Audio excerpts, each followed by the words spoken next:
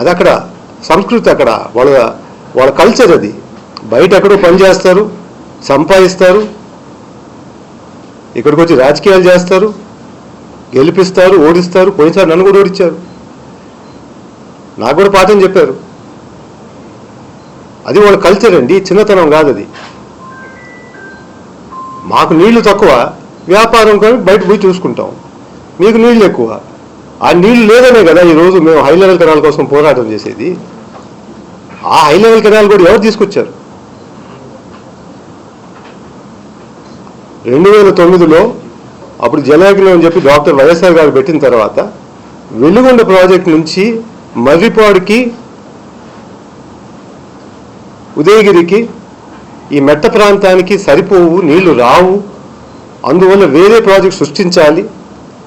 దానికి మన సోమశిల ప్రాజెక్ట్ నుంచి హై లెవెల్ కెనాల్ పెడితేనే ఈ రెండు ప్రాంతాలకు వస్తాయని చెప్పి మాట్లాడారు.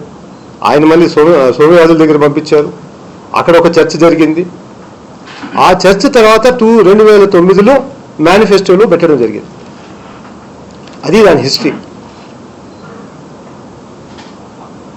దానికి ఆ రోజు నువ్వు మంత్రిగా ఉన్నావు కాబట్టి శంకుస్థాపన నిన్ను పిలిచారు.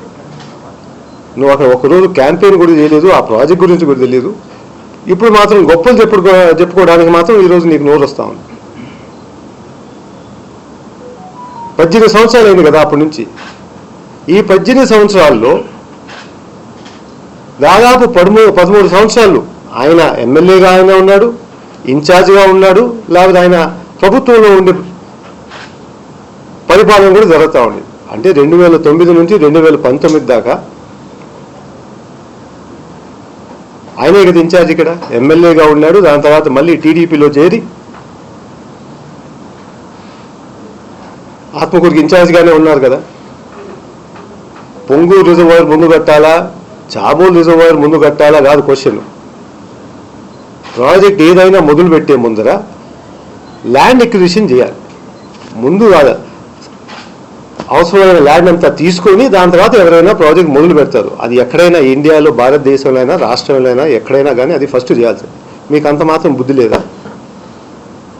ముందు ల్యాండ్ ఎక్విజిషన్ చేసి కదా పని స్టార్ట్ చేయాలి. 2012 నువ్వు ఎందుకు ఇచ్చావైతే ఫేజ్ 1 ప్రాజెక్టు? ఈ రోజు కూడా ప్రాజెక్ట్ నిలిచిపోయిందంటే ల్యాండ్ ఎక్విజిషన్ జరగకుండా. దానివల్లే నేను ఎమ్మెల్యేగా చేసినప్పుడు ఆ కాంట్రాక్టర్ని పిలిపించాను. మెగా కన్స్ట్రక్షన్ అని, దాని తర్వాత ఏపీఆర్ అని. వాళ్ళని అడిగాము, ఏమైనా పని మొదలు పెట్టాలంటే ఏం జరగాలంటే, సార్ మాకు మీరు పెండింగ్ బిల్స్ ఇచ్చినా కానీ పని మాత్రం మొదలు పెట్టలేము, ముందు చేయాలి, ముందు భూసేకరణ చేస్తేనే ప్రాజెక్ట్ ముందుకు నడుస్తుంది.